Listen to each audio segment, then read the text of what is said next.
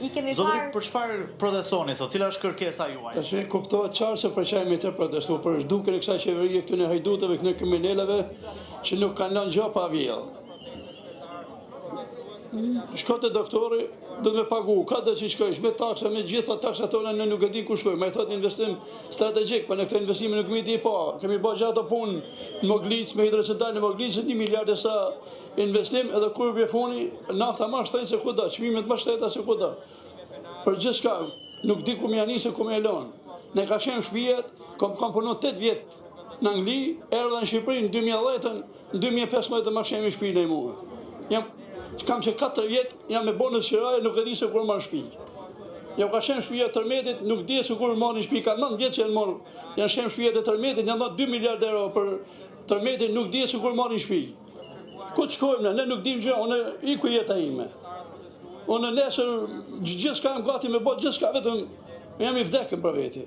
Fëmijët kanë pa perspektivë, kanë me shkollë, kush nuk i merr në punë. Shkojnë te zyra, nuk merrin letër të qartë, saktë.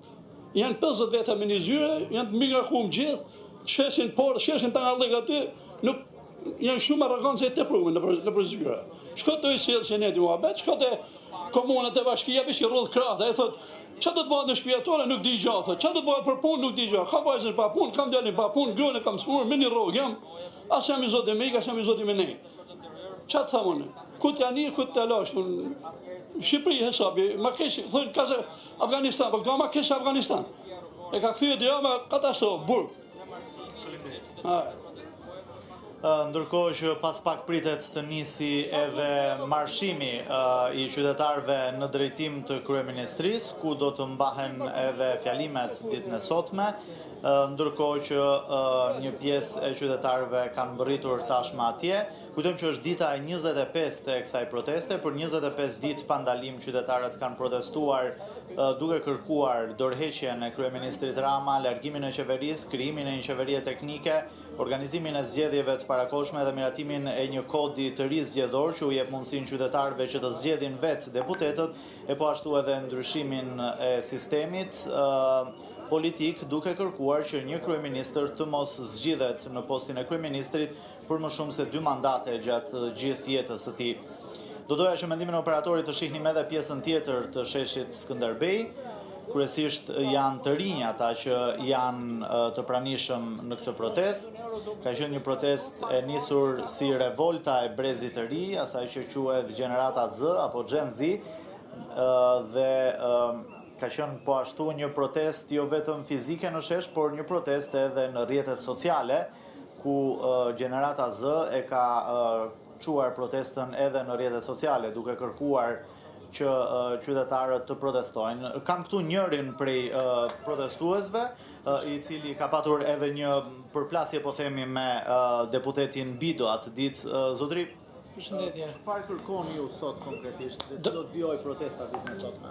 Kërkojmë dorëheqjen e pakthyeshme të establishmentit vjetër politik, të qeverisë, mundësisht edhe të Berishës. Kërkojmë që në vazhdim sistemi zgjedhor të reformohet, të bëhet e mundshme për të gjitha partitë e reja politike, për të rinjt që të mund të konkurrojnë në garë zgjedhore në Shqipëri, garë elektorale.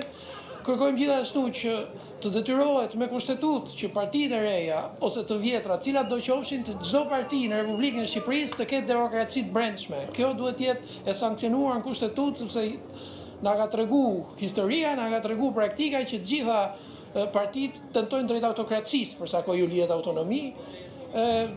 Sigurisht kërkojmë edhe anullimin e të gjitha ligjeve që punojnë kundër mjedisit, ligjeve me porosi që janë bërë për oligarkët që të munden me morë tokat publike, këto që janë thonë në shesh. Patët një përplasje edhe me deputetët atë ditë që protesta shkoi përpara kuvendit. Çfarë ju kërkuat deputetëve konkretisht?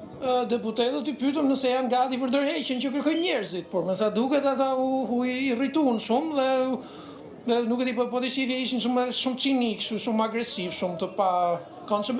Po të shohësh këta janë të shkoputur nga realiteti I njerëzve, ato çfarë njerëzit kërkojnë në terren dhe në shesh, këta I fshihen pas xhamave të zinj, I fshihen pas atyre ndërtesave të institucioneve, dhe bëjnë sikur këtu s'po ndodh asgjë. Si do të vijojë protesta në vazhdim? Protesta në vazhdim do të jetë veç kësaj që kemi pa, veç kësaj vendosmërie që keni pa nga gjithë protestuesit, nuk përjashtohet as pak mundësia që këta protestues, këta qytetarë të bllokojnë institucionet dhe të mos lejojnë zyrtar të korruptuar që të futen nëpër institucionet e shqiptarëve. Parlamenti është i shqiptarëve, kryeministria është e shqiptarëve, presidenca është e shqiptarëve, zyrtarët e korruptuar nuk kanë vend nëpër institucionet tona. Faleminderit ju. Ndërkohë, duhet thënë që një pjesë e atyre që protestojnë dhe që marrin pjesë në këtë protest janë edhe turistët e shumtë që gjenden në Tiranë.